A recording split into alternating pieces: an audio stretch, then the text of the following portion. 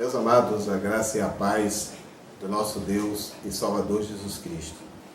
Hoje nós estamos falando a respeito do livre-arbítrio. É o tema que nos foi proposto pela pergunta que nos foi enviada. O livre-arbítrio é uma discussão antiquíssima, uma discussão que vem mais fortemente, mais enfaticamente, a partir do século XVI para cá, e causando um certo divisor de águas teológico, apesar de que a grande e esmagadora maioria dos cristãos, e por motivos óbvios e bíblicos, concorda com a existência do livre-arbítrio, há uma minoria muito barulhenta que tenta nos fazer acreditar no oposto. E quando a gente pensa em livre-arbítrio, logo assim de início, nessa nossa avaliação, me ocorre uma ideia muito interessante, que o oposto do livre-arbítrio é exatamente a ideia de que tudo já está determinado, de que tudo já está estabelecido. E essa é uma crença, essa é uma ideologia, ou até mesmo uma postura religiosa que vem acompanhando o paganismo durante muito tempo, muitos séculos. Isso é muito anterior à própria fé cristã. Por exemplo, no campo da filosofia, quando se imagina que tudo já está determinado, chama-se isso de determinismo. No campo do esoterismo, quando se pensa que tudo já está determinado, utiliza-se a palavra destino. Quando você pensa no hinduísmo, por exemplo, no budismo, por exemplo, e você imagina que tudo já está determinado, você usa a palavra karma. Pois bem, existe também uma terminologia dentro do cristianismo criada para que se tenha essa mesma ideia herética. Quando tudo já está determinado, na ótica de alguns cristãos, utiliza-se a palavra predestinação. E, meus amados irmãos, essa crença que está completamente fora, distorcida, no que diz respeito à palavra de Deus, tem aterrorizado e tem até bestializado o cristianismo bíblico de outras épocas e da nossa também. Que o Espírito Santo de Deus nos ajude a ter um entendimento correto, fundamentado na palavra, nas Escrituras, acerca dessa questão.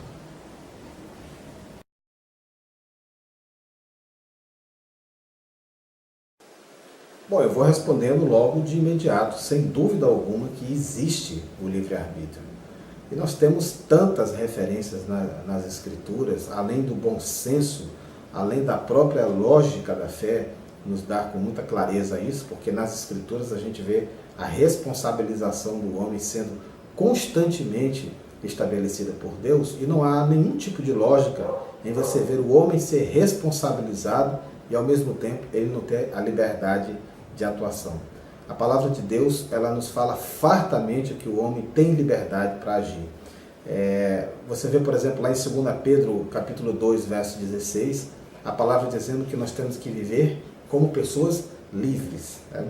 Você vê no capítulo 5 e no verso 2, também de 1 Pedro, que nós temos que apacentar o rebanho de Deus de uma forma completamente voluntária. Você vê em Gálatas, no capítulo 5, no verso 13, que nós fomos chamados, para a liberdade. Você vê que Tito aceitou o envio, o convite de Paulo para realizar a obra com entusiasmo e com iniciativa própria, como está lá em 2 Coríntios, capítulo 8, e no verso 17.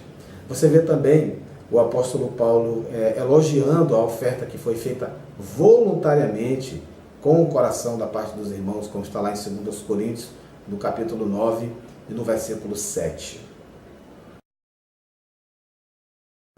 Em Deuteronômio, no capítulo 22, no verso 1 e também no verso 15, é mostrado o bem que decorre da decisão livre em obedecer a Deus e o mal que decorre da decisão livre de você não obedecer.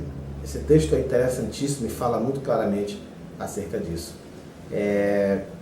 Em Jeremias, por exemplo, no livro de Jeremias, a gente vê Deus condicionando a sua bênção, lá em Jeremias 4, versos de 1 até o verso 2.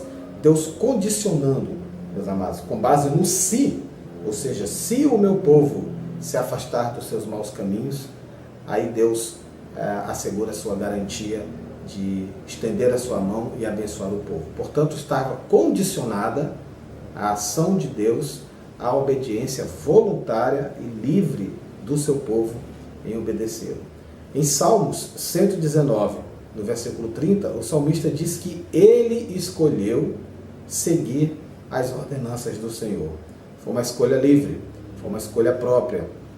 Em Deuteronômio, no capítulo 3, no versículo 19, Deus coloca o caminho da bênção e Deus também coloca o caminho da maldição, para que livremente o seu povo escolha que caminho seguir. E ele ainda aconselha o seu povo, aponta para o seu povo que ele deva seguir o caminho da bênção. Em 2 Samuel também nós vemos Deus trazendo 3 punições, 3 propostas de punições para Davi, por ocasião do evento em que ele pecou com Batseba, através do profeta Natã. 3 possibilidades de punições e Davi deveria livremente escolher uma das 3 para recair sobre a sua vida. São apenas algumas expressões bíblicas muito claras, muito evidentes, muito óbvias, que demonstram que de fato o homem tem liberdade de ação.